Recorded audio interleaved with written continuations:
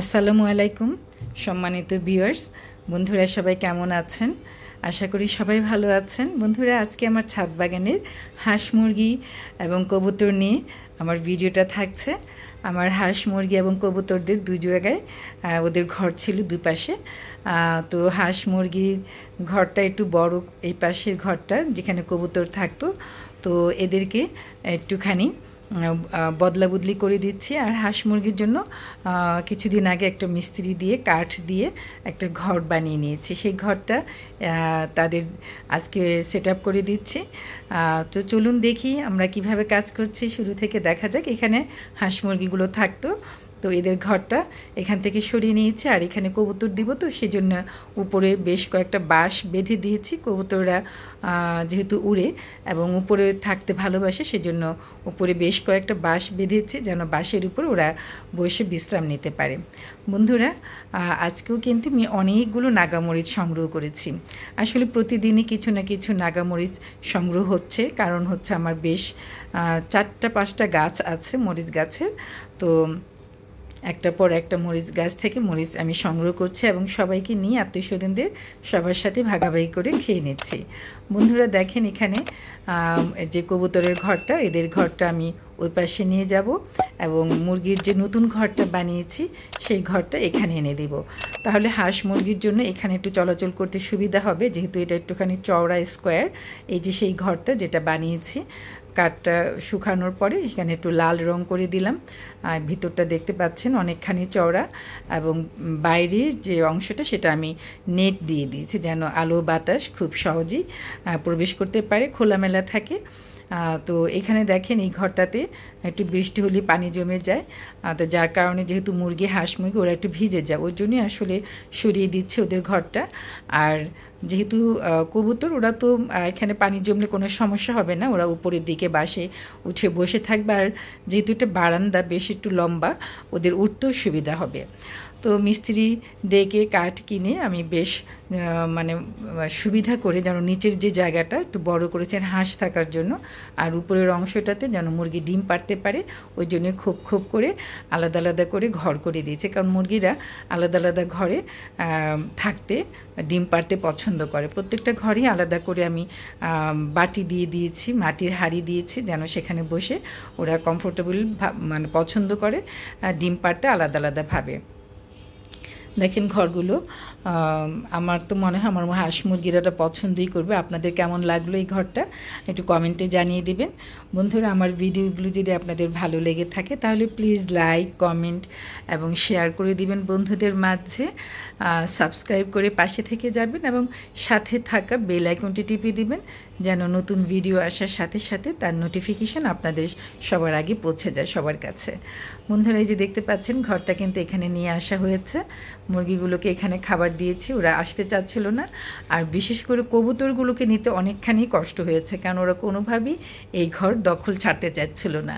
দেখেন হাঁসগুলোকে দিচ্ছে এখানে মুরগি হাঁস সবগুলোকে এখানে দিয়েছে যেন ওরা চলাফেরা করতে হাঁটাচলা করতে সুবিধা হয় ওখানে বেশ একটুখানি সমস্যাই হচ্ছিল আর এই জায়গাটা একটু উঁচু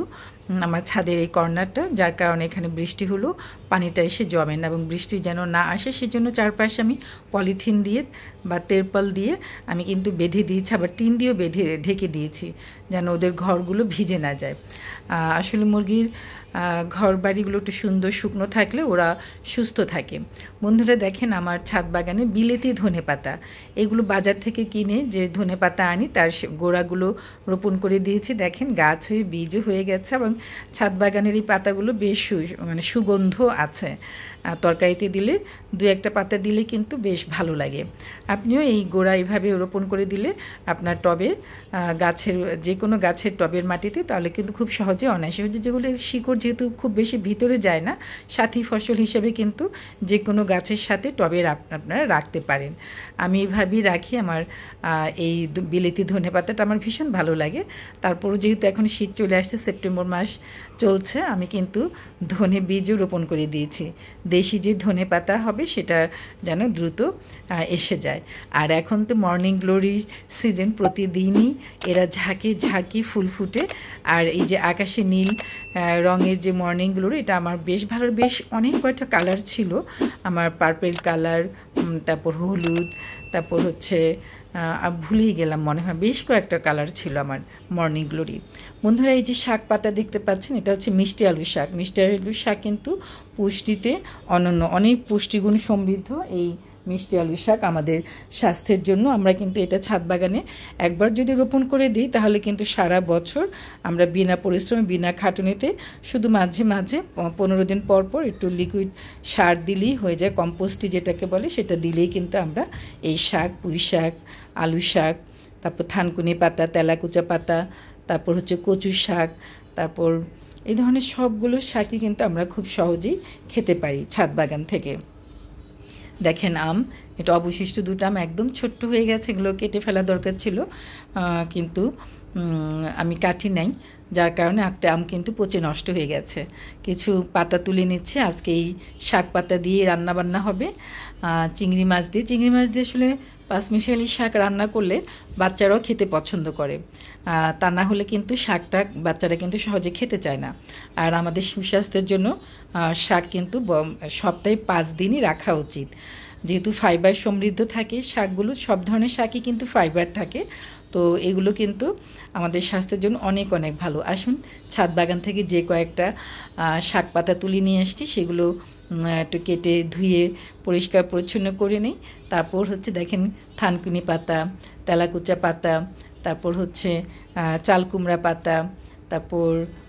মিষ্টি আলু শাক, সব কিছুই তুলে নিয়ে এসেছি, কয়েকটা ঢ্যাঁড়স,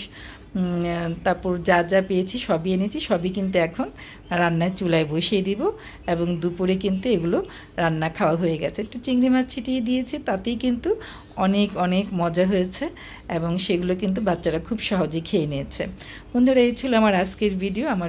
আশা করি আমার ভিডিওটি আপনাদের ভালো লেগেছে, আপনারা উপভোগ করেছেন। বন্ধুরা আমার জন্য দোয়া করবেন, আমি যেন ছাদ বাগানে সুস্থতার সাথে কাজ করে যেতে পারি। আপনাদের সবার জন্য অনেক অনেক দোয়া ও ভালোবাসা রইল। ভালো থাকুন, সুস্থ থাকুন, নিরাপদে থাকুন, সবাই আনন্দে থাকুন। আল্লাহ হাফিজ।